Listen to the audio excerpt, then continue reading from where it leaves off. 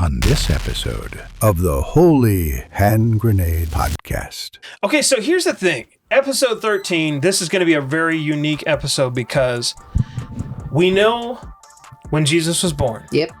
And we know what happened there. It's like really, really described in the Bible. But we also know when Jesus starts his ministry. And there's a lot of details about that in the Bible, telling us what his miracles were, what his sermons were, the impact that he had on his disciples.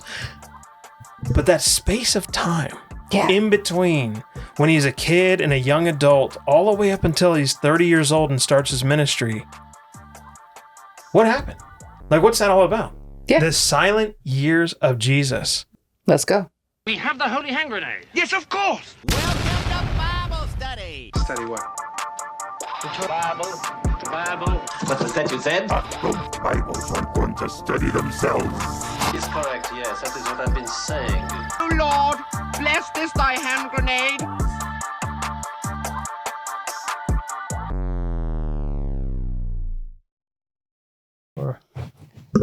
You know you're not hardcore unless you live hardcore.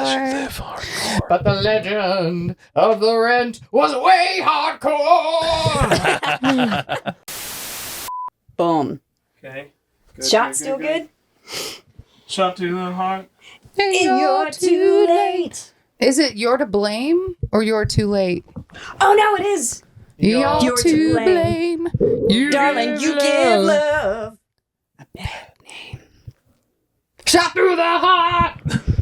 And you're to blame. You're not too That's okay. late. But you know what? People have been singing the wrong words for decades, and it's fine. Hey, we're all that's still singing in I've unison. been singing the wrong words to every song for You decades. always do. You make I up don't- your I own don't have lyrics, any and it's fun to listen. Even like I've even tried. It's Jingle not Bells. like I'm trying to make it up. Jingle Bells. He'll sing all year round, by the way, and get the words wrong and just make them up Because as he Christmas goes. is an all-year thing. It It's is. It's a It's joy. spirit. Yeah. It's a spirit of joy The spirit of that Christmas. should permeate the whole year round. That's right. Wow. That's exactly right. That should be on a commercial. Preach. That should be on a T-shirt. Yeah. Mm-hmm. Permeating Christmas. Permeate. Sounds like a fort. It's Christmas. You guys ready for that? She lose. I'm excited. I'm. Mountaintop. This is like my. This is Stupid loose. life changing. That's still one of my favorite commercials. This is cool. Get stupid loose. It's gonna be an emotional one. Yeah. It's going to be good, though. Yeah. Okay. So what was the childhood, or should we clap? Would that be a good thing for you to know where to do? So what was happening? It was the facial expression. What was it? The for facial me. expression? Yeah, that's what got me. I didn't realize how expressive my face is until Yeah, I yeah, started doing this. It's like, I do a lot of weird faces. She talks with her face. I do. And So- my hands. But I think that's good. I think that's awesome. That's what I love about you. I want an expressive wife. Just add that to the Yeah, list. with big faces and little faces and different faces. All right. There's a lot. So going to Jesus's silent years, this mysterious or relatively mysterious section of time in his life, where should we start? Yeah, so we're going to bypass Bethlehem Okay. Yeah. and go straight to Egypt. Yeah, so Egypt comes up really early in Jesus' childhood because his dad, Joseph, is actually warned in a dream saying, you need to get out, there's danger. Move, leave to Egypt. Ski daddle. So if you're looking at Jesus' silent years, you're like trying to figure out, okay, what was his upbringing like? Well, he was living in Egypt. Like, I don't think we think enough about that and what that means, what that would have looked like. But getting to Egypt had actually gone through a major overhaul 30 years before Jesus showed up. So 30 years before that, for hundreds of years, it had been like part of the Greek Empire. So Alexander the Great, all the way up until 30 years before Jesus gets there. So what had happened was this. If you guys have heard of Julius Caesar, he had horrible betrayal that happened to him. And he was E2 Brute. And he gets murdered. And at that point in time, the Roman Empire is in this huge civil war, and people are fighting. Different factions are rising up. And you have his adopted son, Octavian, rises up with another guy, Mark Antony. And you might have heard of him. And we'll talk about that in a second.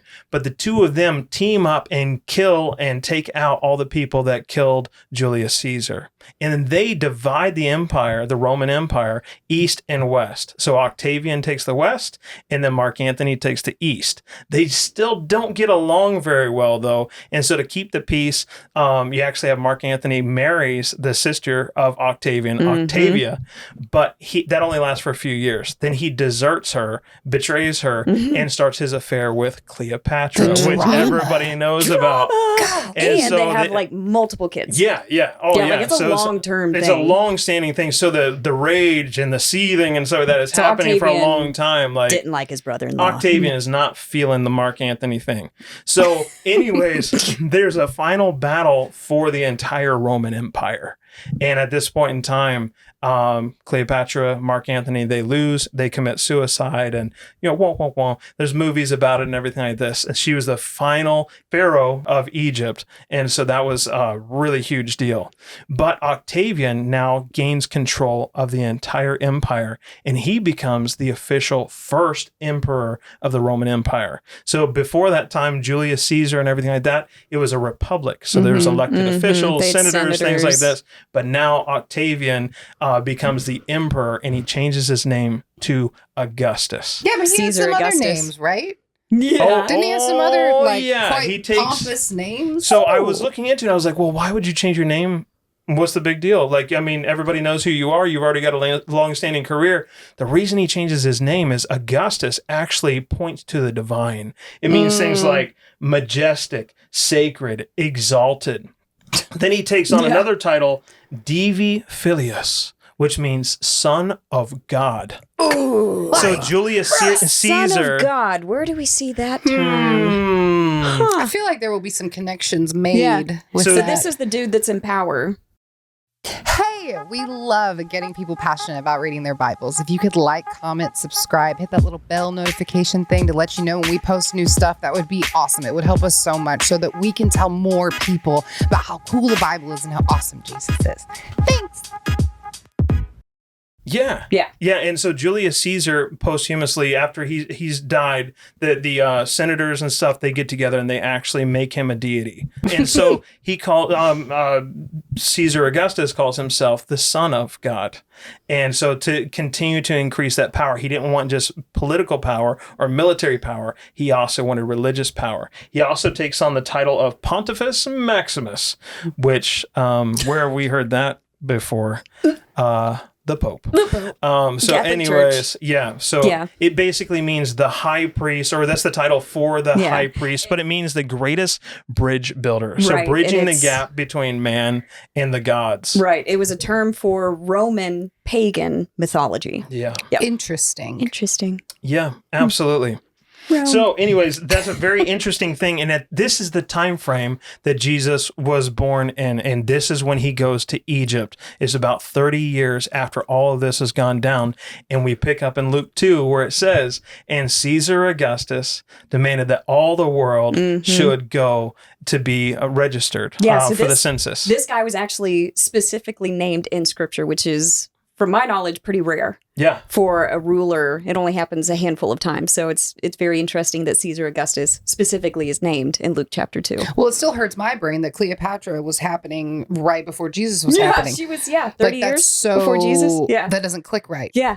You think of, it's just, it's kind of setting the stage so that our listeners can kind of understand what the world was like, what the world was going through when Jesus comes on the scene. And the reason he had to flee to Egypt is because Herod actually wanted King Herod, Herod the Great. He was the king of the Judea area, including Bethlehem. And it's because of the Magi coming too. Yeah. He was threatening. He basically ordered that all babies 2 years and younger would be murdered. So this is Jesus's introduction to planet Earth.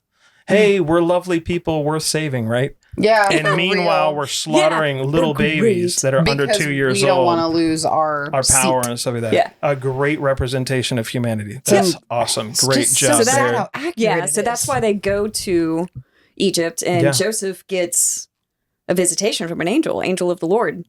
That's right. Shows up and is like, hey, you need to get out of town. And he takes off immediately. He doesn't delay. He's like, they get out of town. And that's when all of the babies.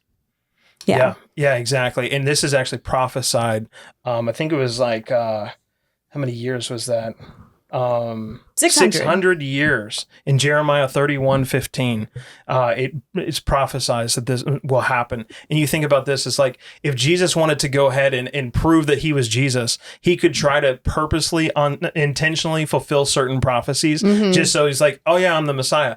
But one thing he couldn't do is get a pagan king who hates his guts and all babies under the age of 2 to actually go along with this and fulfill a prophecy that happened 600 years before. So amazing stuff. So they're in Egypt for several years, and during this time, Jesus probably became a brother, and Mary started having kids with Joseph. That would have been their first kids. So it's an interesting time.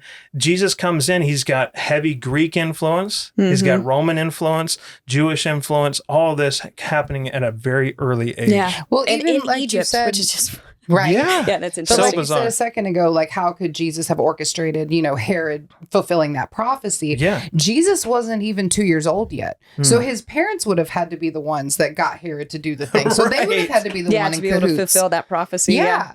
Yeah. Like To fake it. Yeah. I So don't think it'd be if he possible. was just a man and they were poor and humble, how would Right. they have the kind How of in the influence world? to be able to, Right. Exactly. Yeah. So they hang out in Egypt until Herod the Great dies. Right. And Joseph is visited again and given another message that it is now time to go back to Israel. So this actually fulfills prophecy, an Old Testament prophecy, and it's Hosea 11:1, and it says, "Out of Egypt I called my son." So it's actually fulfilling that prophecy that Jesus would come out of Egypt. That is so cool. I love that. So the verses that say that they go back is in Luke chapter 2, verses 39 through 40. It says, "They returned to Galilee, to their own city, Nazareth.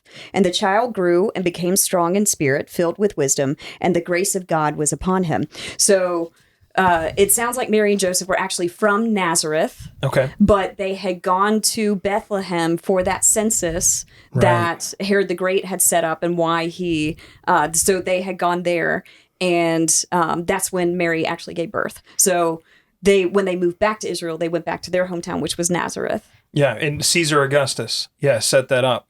Oh, was it Caesar that Augustus? all the world should go and sorry, I said Herod the have Great. that. No, Okay. it's good. But it's so interesting to me that you have 3 different things. The Old Testament tells us that the Messiah was going to come from Bethlehem. He's going to come from Egypt, and he's going to be a Nazarene. Exactly. And it's like you can see how critics of the Bible would at that point in time, contradictions, you're wrong. And we see that in his life, he was born in Bethlehem, he came out of Egypt, and he was a Nazarene. Exactly. So it's All just 3 amazing to be fulfilled. able to look at that. All that's Yeah. in the first couple of chapters of Matthew. So. Yeah. Yep. And while he was in Israel as a child, he would have been educated just like every other Jewish child. Every Jewish boy would sit under rabbis and listen to them and learn, and they would be memorizing very large chunks of the Torah, and they would be well educated. So that's what he would have been going through as a child. I've been involved in children's ministry for years. I would love that if we actually did that with kids as well. I mean, Sunday school's great, but kids are capable of understanding a lot more than what we give them credit for. Oh, They're in awesome. early They're America, incredible. that's how kids were taught how to read.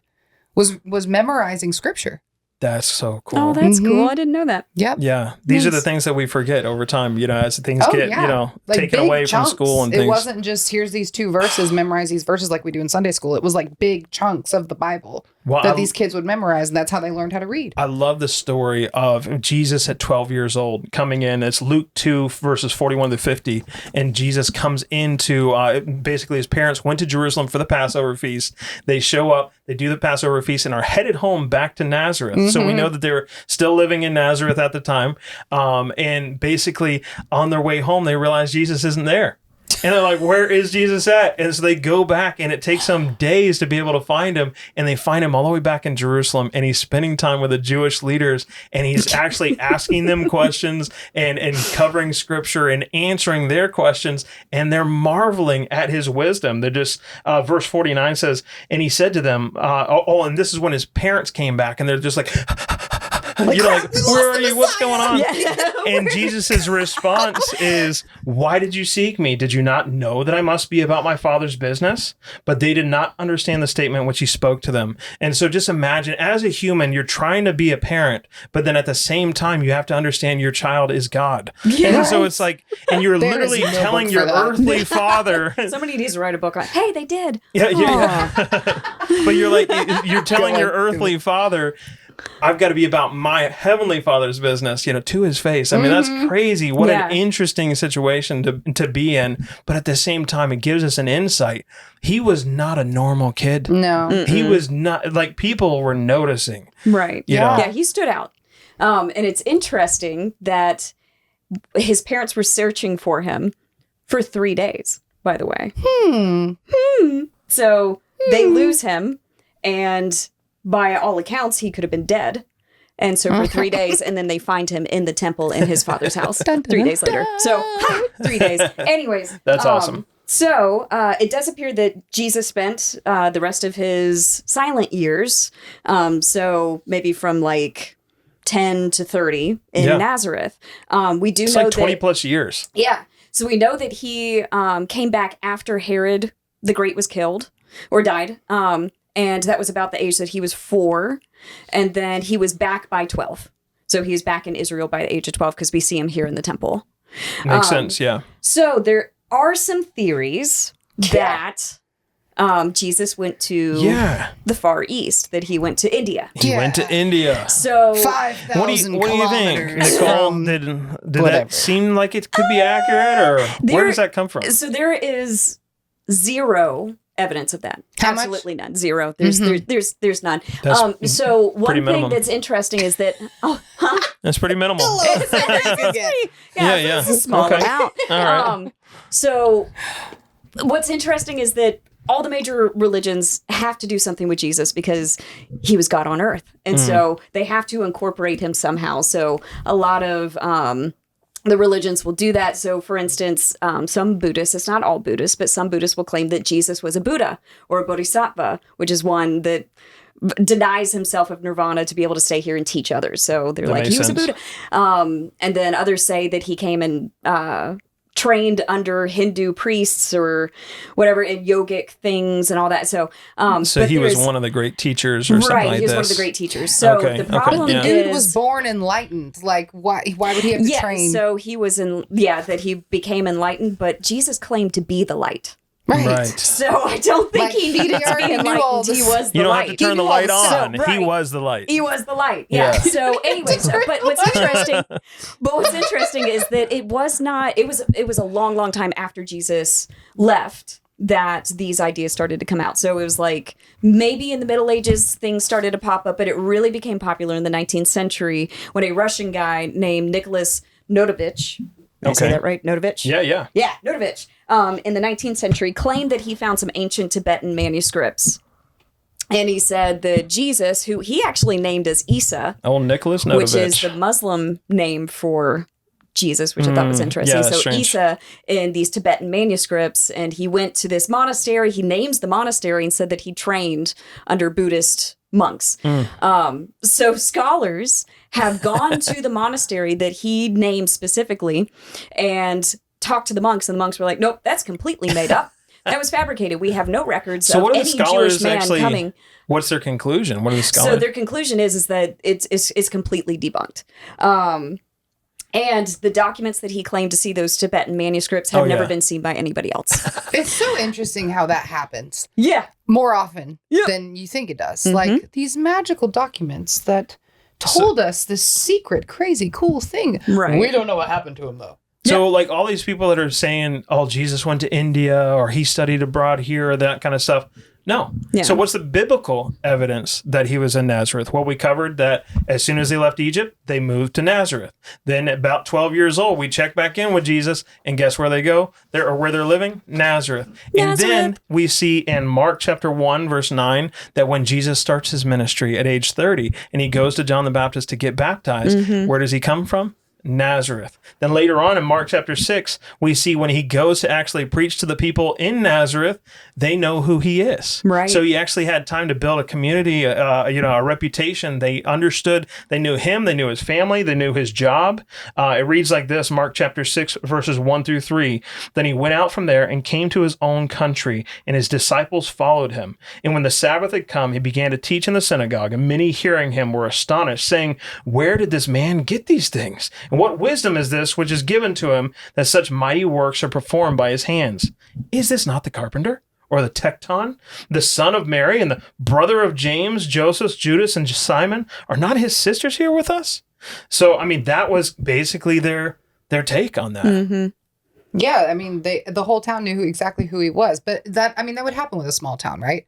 Yeah. Right. Like, you live in a town with 200 to 400 people, everyone's going to know everybody. Like, there ain't no secrets in a town like that. Right. Yeah, yeah. But instead of recognizing him as the Messiah, after knowing him for his entire life, roughly his entire life, right? They're offended by him.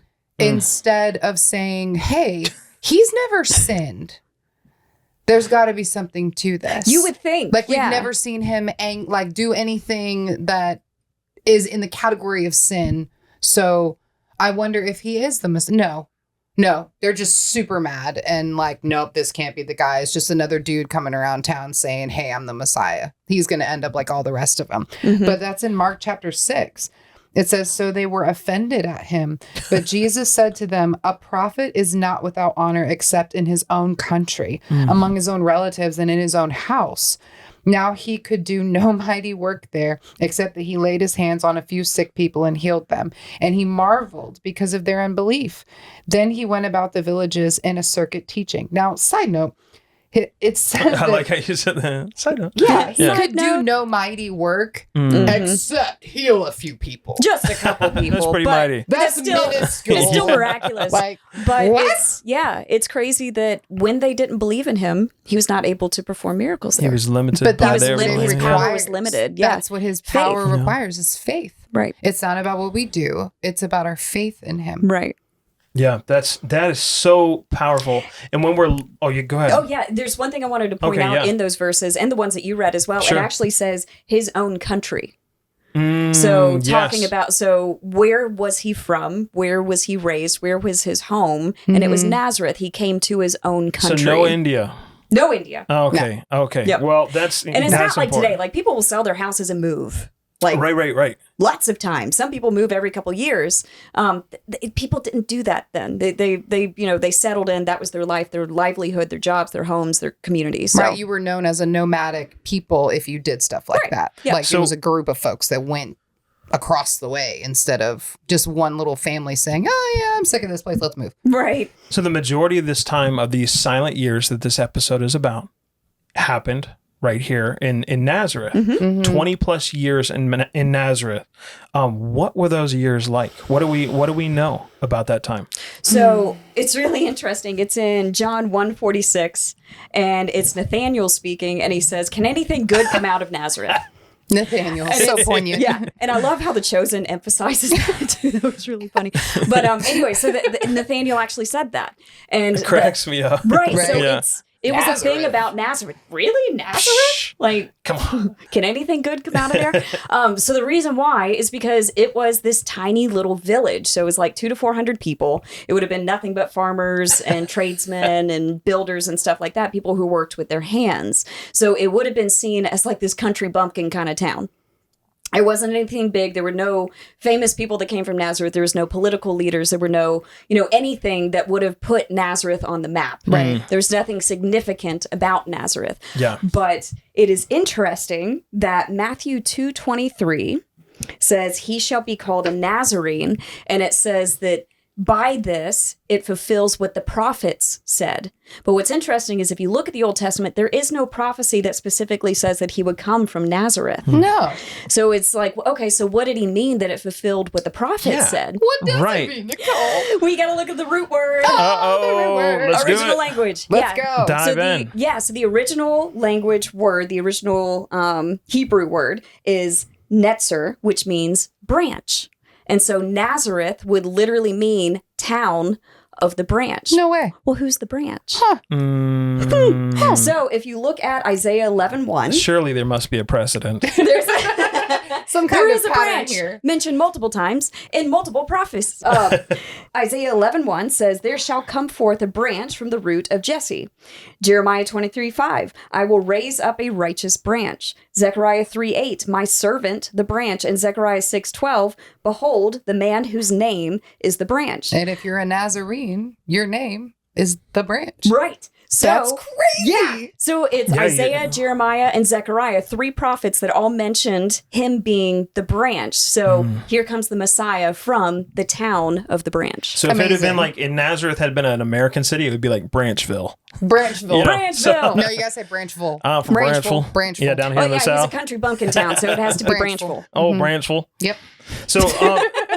So other places that we find out information about Jesus' Nazareth experience, we actually look back to the Old Testament to be able to see some of this stuff. So looking at places like, 700 years before Jesus showed up, Right. in Isaiah, he prophesies this. He actually says in verses 2-3, he, talking about the Messiah, has no form or comeliness.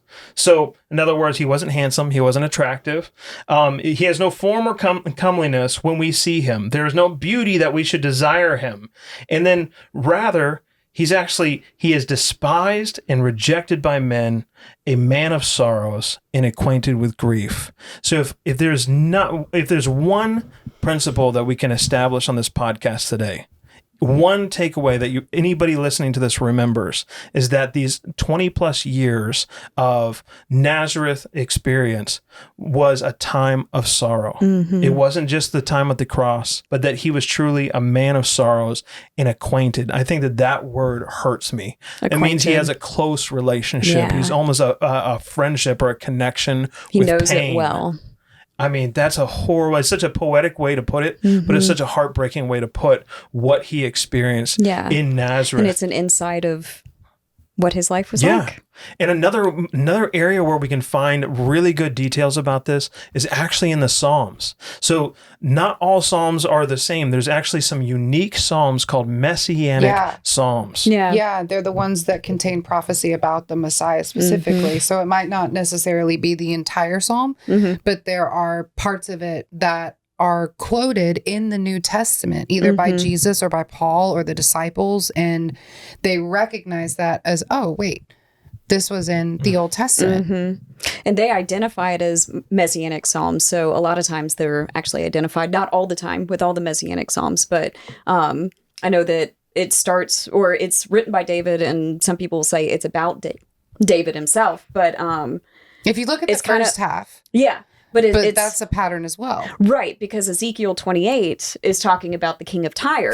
Oh, that was a fun one. That's a fun one to that study. was at 2 a.m. What the heck is I this? know. Yeah. We stayed up late that night. We did. That was so much fun. Yeah, because it's talking about the king of Tyre, then it talks about him falling from heaven. And it's like, how did a human fall? How did a man fall from heaven? Who is this really talking about? So it switches at some point, and it's talking about Satan. Yeah, that could be really confusing when you're reading a Messianic Psalm. You go through there and you're like, wait a second. This is about Jesus, and some of the verses aren't. But then all of a sudden, without realizing it, it seems like it switches, and it's like there's no way this could apply to David. And one of the ways we're able to do it is we're able to look back in the New Testament and see times where Jesus says, "This is me." Correct. Or there's other times where the apostles, Peter, Paul, they come and say, "This was Jesus." Or Psalm 22, so where it it helps talks to orient. about like him being on the cross. Oh yeah, Like, he's like, there's a I direct look down account. at my bones, I can see his them, own like, bones. and Or he's in- describing this. Yes, and in Psalm 69, where it talks about them feeding him vinegar and gall. Right. Yeah, and a lot of it says it in the New Testament. Wait, you said Psalm 69? Psalm 69. Psalm 69? That's a big That's one. interesting that you would bring that up. Psalm 69. Well, it's really crazy because the Messianic Psalms, if they're written by David was 1,000 years before Jesus. And that hurts my brain too, right? Almost as much as the Cleopatra thing. The time what you mean, difference. 1,000 years. That's crazy. Yeah, like 1,000 prophesying of years Jesus, ago was 1100 AD, roughly. Like, that's a long time ago.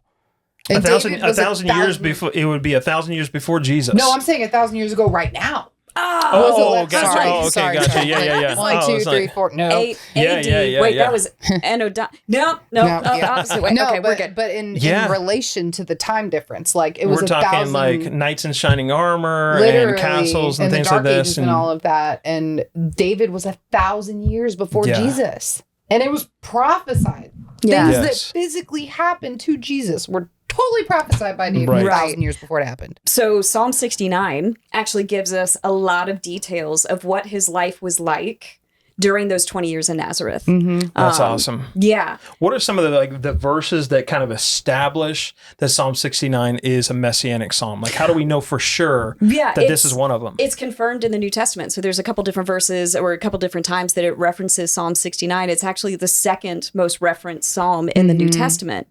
And so, for instance, in the New Testament, he is protecting his father's house. So the verse in Psalm 69 is verse 9 says, "Because zeal for your house has eaten me up."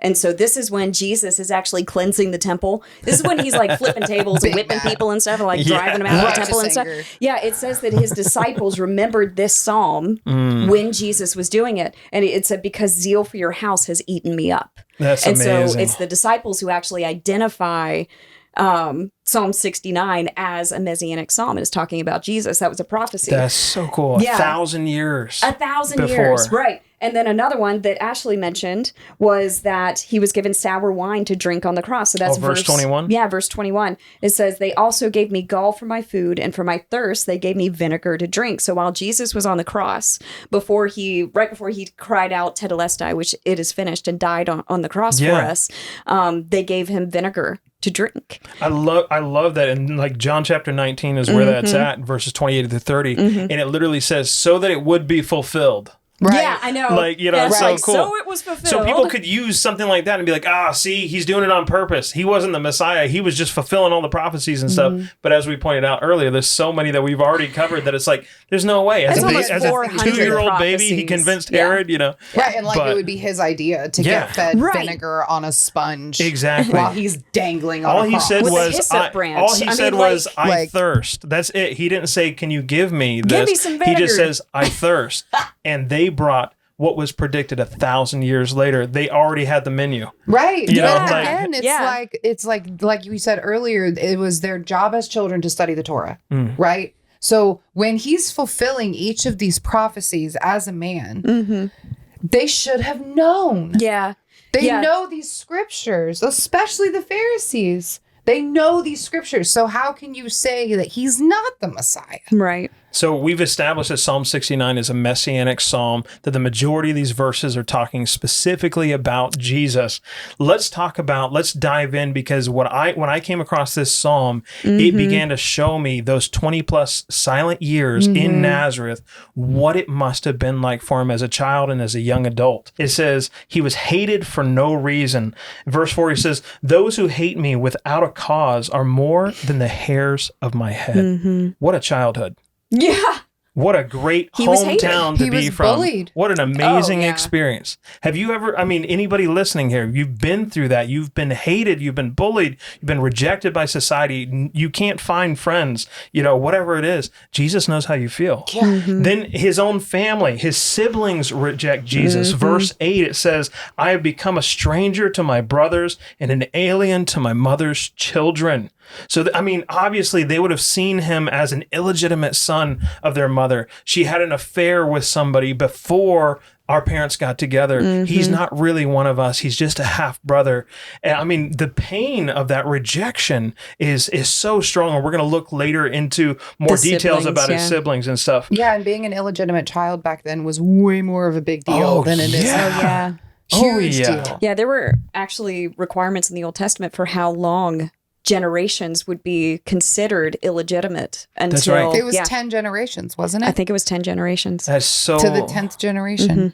And You so, shall not enter the assembly of the Lord. Right. he was treated as a cursed member of society kind Right. of thing for something that he did not do. And that was the environment that he lived in there in Nazareth. Yeah. Great hometown. Great Yeah. hometown. And then also in verses 9 and 12, it says that he was the butt of drunkards' songs and cautionary tales of the leaders of that city. It says, because zeal for your house has eaten me up, and the reproaches of those who reproach you have fallen on me. When I wept and chastened my soul with fasting, that became my reproach. I also made sackcloth my garment. I became a byword to them. Those who sit in the gate, and that is always the leaders of the town, those that sit in the gate speak against me, and I am the song of drunkards. So those who were esteemed in the town, all the way to those who were the drunkards of the town, everybody's making fun of him, and everybody is just, he's an outcast. Yeah, when the lowest people are typically the drunks, and they're the ones making fun of him. Yeah. And you can see, too, his personality, though. He would have been really weird. He had this intense zealousness for God's house, wearing sackcloth and mourning and fasting and things like this. He would have been an oddball. Like, he would have been really looked at as very strange. Yeah. But that's who he was. But imagine how lonely that existence is. Like, just as a human, don't even include the fact that he's the creator of the universe and he is holding everything together and came to die for us, right? Right. Put that to the side for 1 second and just say, as a human, how miserable that existence is. How alone he would have been. Like, he didn't have people. He didn't have a best friend. He didn't have people to lean on. He had his mom and dad, right, for sure, but God was who he leaned on. That was his whole existence, was his relationship with God, right? And he didn't sin, and that's what he came for. It's what he came for, and he knew that he was going to be suffering this when he came. the whole time. How lonely. Like, that is so sad. It is. And he still chose to continue his ministry. Right. And still chose to die on the cross. To love. And still chose. Like, that's why he's sweating blood in the Garden of Gethsemane. That's why he's begging God to take this cup from him. Because he's going to be separated from him. Because he had to be separated from God. Because he had to become sin for the world. The one consistent, constant thing.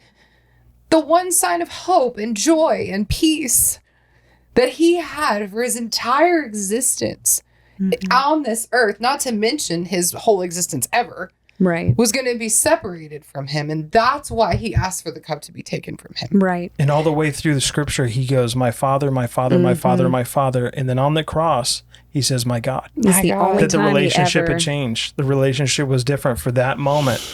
And he was alone. He was separated. Completely alone. Yeah. Verse 20, to your point, says in Psalm 69, reproach has broken my heart, and I am full of heaviness. I looked for someone to take pity. And no one. But there was none. And for comforters, but I found none. No one. And he still died for us. Yeah. He was alone as a kid. He was alone as a young adult. He was alone in his ministry. And he was alone in his death. And then Isaiah 53, it says, he is despised and rejected by men, a man of sorrows and acquainted with grief. And we hid, as it were, our faces from him. He was despised, and we did not esteem him. Right. Like, that was his experience on this earth. Yeah. For the 20 silent years was loneliness. And rejection and being bullied constantly, and all he made ever fun did of and rejected was love God, and then this is what we give him because supposedly he's the bastard child. And even now, even today, like, we still reject him. It's just like, how much more can he do? He can't do anymore. He's literally given you everything. Right. He's given us everything. Yeah. Like, talk about a God who can relate to you. Right. Yeah. In anything you experience. He's experienced it, right? So he knows exactly what you're feeling. Right. So that's his hometown, Nazareth, 20 plus years living there. Let's look at his home life. Like, Yeah. what was that Yeah. like? What was his dad like? Yeah. So Joseph, the Bible actually doesn't talk a lot about Joseph, which is interesting. And we think it's because the focus is supposed to be on his heavenly Right. father Right. and not his earthly father. But we do know a couple things. We know that he was a just and compassionate man. In Matthew 1:19, it says, "Then Joseph, her husband, being a just man, and not wanting to make her a public example, was minded to put her away secretly." So this is when Mary turned up pregnant, and he was going to divorce her. But instead of making it a public thing, he was going to do it secretly so that he wouldn't shame her. So he was having compassion on her. So he was a compassionate man. We know from Matthew 13:55 that he is a carpenter. The original word there in the Greek is actually tekton, which is someone who wouldn't just work with wood, but would also work with stone or metal. So he was a part of the trades. He was a builder. Yeah, he was a builder. He would build buildings and homes and stuff like that. So it would incorporate stone and metal as well, which I had never heard. You always think of just like carpenter. Right. Yeah. Yeah. I think it's so cool to be able to picture, 'cause, like, imagine like the things that he built. Anything. Like, did he build houses? Did he build? He could you build know, anything. He could build your mailbox, your driveway, in your house. did he ever build a cross? You know? that came Did to he my ever build mind. a- Did he ever Gosh, build I a hope cross? not. I hope not. Can you imagine? Yeah. I mean, just the things that would come along, Right. the Jobs. orders that he would take, the jobs that he would get and stuff. Just, I don't know. Yeah. It's crazy. So earlier you mentioned in Mark chapter 6, verse 3, that Jesus himself was also a tekton or a carpenter. And so if that's the case, it wasn't just Joseph that was the carpenter, it was Jesus as well. And so chances are that Joseph is the one who taught Jesus those skills. Right. So if that's the case, then Joseph was present at least into his teens, maybe his early 20s, as he was teaching Jesus this trade. I think I just skipped tracks, didn't I? You were talking about Joseph being a tekton, and I started talking about Jesus being a tekton. No, that's yeah. perfect, because that's so.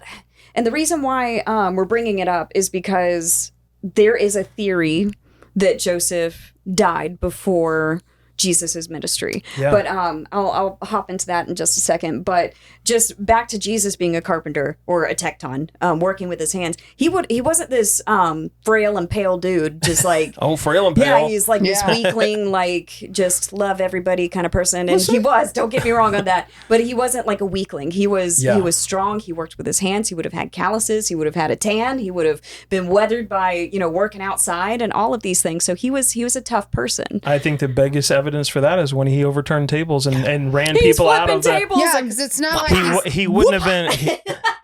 He wasn't coming in there like, you silly guys, get out of here. Right. Kind of stuff. He came in there and he was flipping tables. He was snapping the whip. I mean, they were afraid of him. He was not, just a small, weakling, So back to Joseph, if that is the case, he definitely had a positive influence on Jesus's childhood and on his life.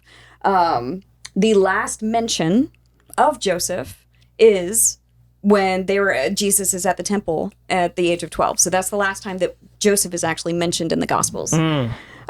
So that's crazy. Back to the theory that Joseph passed away before Jesus's ministry. So it is likely, and if that is the case, he would have died in Nazareth, because we know it was after the age of 12, they were back in Israel. One proof of this is when Jesus is on the cross, he entrusts the care of Mary to John. So his mother, Mary. Yeah. So if that happened, then that means that her husband was no longer alive, and that her eldest son would have then taken care of her. So, and we see that even today in Middle Eastern cultures, that they still do that the authority passes to the eldest son.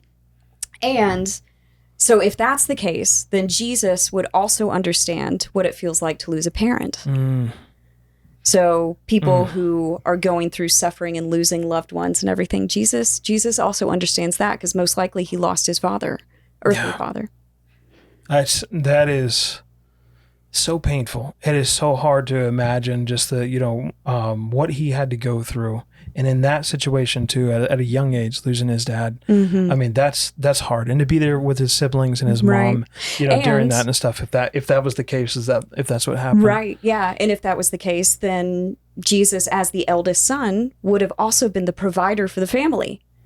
So he would have been working and providing financially and everything for himself and his mother and his brothers and his sisters. I mean, that's a big family. Big shoes to fill at a young age. Yeah, again, to be able to relate to men today, well, throughout all of history, men and fathers and husbands who have to work for a living to provide for their families. Jesus also understands that burden and those stresses and everything that comes along with that. It's powerful. And how close he would have grown to his mother. And let's talk about Mary for a second. Just think about from her perspective what this must have been like, in the sense that she gets this amazing blessing to be able to give birth, be pregnant, and then give birth to the Son of God, and then have the responsibility of raising him until his adulthood. Intimidation factor there, right? And it's like, oh, okay, I'm blessed. The Bible says that I'm blessed, and I do feel blessed. This is so thrilling and exciting, but how intimidating and how just like unbelievably just like, whoa, this is me kind of thing. And then as soon as he's born, as soon as she's pregnant and she begins to show, the rumors start going. Yeah, she's the town harlot. They never stop. They never stop. In John chapter 8, verses 37 and 44, Jesus is in an argument with the religious leaders, and they're going back and forth at each other, back and forth. And Jesus is like, you are not sons of Abraham. We are sons of Abraham. And he's like, if you were sons of Abraham, you would believe me because Abraham believed me. So if you're his sons, you would believe. And they're like, oh, speaking of fathers, then they said to him, we were not born of fornication. So they throw that back in his face. They were still, everybody knew that whole thing. Yet even once he leaves his hometown, they knew this reputation. And it wasn't just Jesus having to deal with the siblings and especially his mom. And she had to bear that reproach. Very similarly to what Jesus is talking about in Psalm 69, bearing the reproach of God the Father on their lives. And it's just, and they never get out from under that.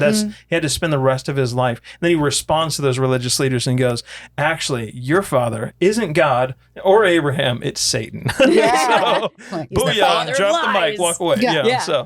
But just such a hurtful thing. Speaking of Mary, I wonder, because it makes me think of the first miracle that Jesus performed that we see. Yes. And it's the wedding in Cana. Right? So it's just, I wonder if Mary had seen him do miracles before. And I really think that she did, because in those verses, it's John chapter 2, verses 3 through 5. And it says, and when they ran out of wine, the mother of Jesus said to him, they have no wine. Jesus said to her, woman, what does your concern have to do with me? My hour has not yet come. His mother said to the servants, whatever he says to do, do it. Her confidence level. I know, her confidence level, but also like... Where did that confidence come from? Right, exactly. So she must have seen him do things because she's like, hey, whatever he says to do, just do it. Yeah, Can like you their imagine? family goat broke his leg and Jesus was like, don't worry, Mom, I got this. I got it. Yeah. Jesus, clean your room. Wow. Boom. Yeah. So the thing I love about Mary is that not only does she come in there and she's probably seen miracles before, Jesus doing these miracles before. I mean, that would have been so awesome as a kid and stuff, seeing that, but that she is there throughout his entire ministry. She's there at the foot of the cross when he dies, and she's there at his resurrection and at the receiving of the Holy Spirit on the day of Pentecost. Yeah. She was there for the whole thing. Right. So I love her support for Jesus. That's awesome. Now, we've talked about Joseph, his dad. We've talked about Mary, his mom. What about his siblings? What was that like to be a sibling of Jesus? I don't want to do it. Literally, bruh. And sis. I could not imagine. Why can't you be more like Jesus? Oh, you gosh. know, like the man didn't sin. That would have been the voice too. Really That's Mary's nasally. voice. Yeah. I mean, probably the way it sounded to the kids was, Yeah, no. like I could not imagine being a sibling of Jesus. Yeah, that would have been hard. I mean, the dude didn't sin. Right. No sin, first of all. Major intimidation. No, absolutely. And then they didn't, I mean, would you believe your brother if he was like, hey, by the way, I'm God? No. What sibling would? Yeah. You know? So, of course, they didn't. Yeah. They didn't recognize him as God Yeah. at all. I mean, Like in John 7, it says, for even his brothers did not believe in him. Like he's the bastard child, right? Like mama had him out of wedlock. Right. He's not even their full brother. Right. You know? There'd have been so much just anger and, just alienation. Right. Like we don't have nothing to do with this dude. He's direction. the reason that our family gets so much hypocrisy constantly. Be terrible. Yeah. But I mean, think about it from the siblings' perspective. As obviously the whole town is like, that's Joseph is not his father. Right. Everybody thinks she's a harlot. Everybody says that that's the half brother. And then as the siblings, you're going to say the same thing. They would have never believed that narrative. No. Psalm 69:8 that we read earlier in the episode. Yeah. It says that he was a stranger to them, right? They looked at him like he didn't belong. Exactly. He was alienated from them. That's how they viewed him and stuff. So, I mean, it's horrible. In fact, the thing that actually won them over, they did not believe him all the way through his life, all the way through his ministry, whether it was, Egypt or Nazareth or whatever was going on.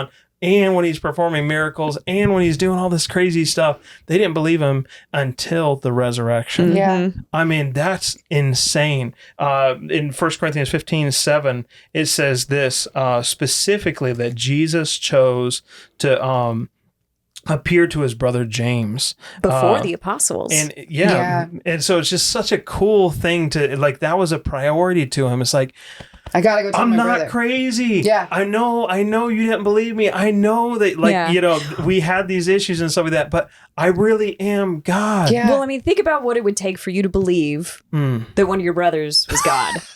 Yeah. There's a lot there. You feel strongly about that? Yeah.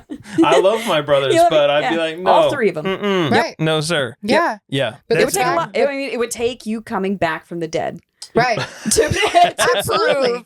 Absolutely. Yeah. As a sibling, but as Jesus in that emotional state of, this is my brother. These are my siblings that I grew up with, that I know, that I love. I mean, if he's still dying for all the people that have rejected That's him. right. He's good. He died for his brothers and sisters too. So the first one I'm going to go see is my brother. Like, these people the most intimately. Right. So of course you're going to go and be like, hey, look at that. This is the most powerful evidence for the resurrection in my mind, because his harshest critics, people that had observed him when he was a child all the way up and been there the entire way through his ministry, everything, and they still did not believe him, even to the point where his mom had to be by herself watching him get crucified, and he had to be buried by totally different people. All that was handled, the funeral, that kind of stuff was all handled by strangers. Right. Not his siblings. That's how much they didn't believe in him. And 53 days later, we call it the cross to Pentecost. Yeah. Okay? The cross to Pentecost. Basically, this difference of 53 days, then we find at Pentecost that his mother and his brothers are in the upper room and receive the Holy Spirit with the apostles when the Holy Spirit comes on the first day of the church. Yes. And that to me is insane. And then from there, I mean, they must have exploded in their growth spiritually, because James is the leader of the very first church, the Jerusalem church. By the way, it's not Rome. No, it was Jerusalem, and it wasn't Peter. It was James, the brother of Jesus, that led that church. And it's such an amazing, amazing thing to see that kind of growth, to the point where when James and Jude write their books, they don't even identify themselves as brothers of Jesus. They call themselves bond slaves of Jesus Christ. I mean, that's just the all the time lost, the regret of, I can't imagine. I lived with him. I was in the same house with him, the same family. I could have been so close with him. And according to tradition, they actually named James Camel Knees, because he spent so much time on his knees talking to his brother, the one that he disowned this entire time. Right. But we see this sorrow that Jesus had when he was in this earth, a man of sorrow. If you are watching this podcast and you feel alone, you have no one to comfort you, you are by yourself, whether you're alone in a nursing home, or whether you're dealing with health issues, or whether you're dealing with loss of friends or betrayal or whatever it is, God knows. If you have dealt with scorn, bullying, whatever, you're an outcast, a pariah, God knows. And I love Hebrews 4:15 tells us that God is our high priest. So he's the Pontifex Maximus, not the Pope, not Caesar Augustus, but Jesus is our high priest. It says, for we do not have a high priest who cannot sympathize with our weakness. Rather, he can, but was in all points tempted or tested as we are. So he went through every single thing that we go through. Right. And yet without sin. And he felt it. Loss of a loved one. You know, like he knows these exactly things, what that feels like. It wasn't just his time at the cross. You talked about this with the Garden of Gethsemane. It wasn't just the end of his life that was filled with sorrow. Right. It was, Herod trying to kill him at age 2.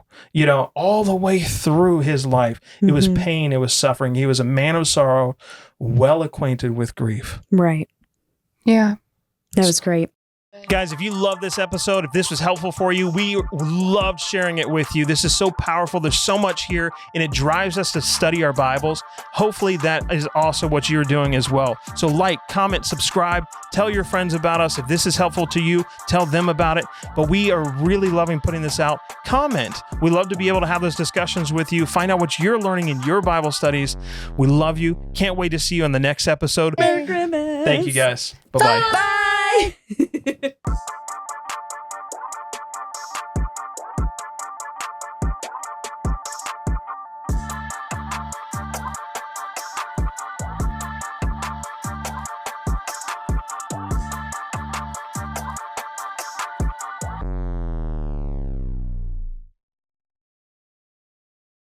Gotta clap The out. clapper. Clap on.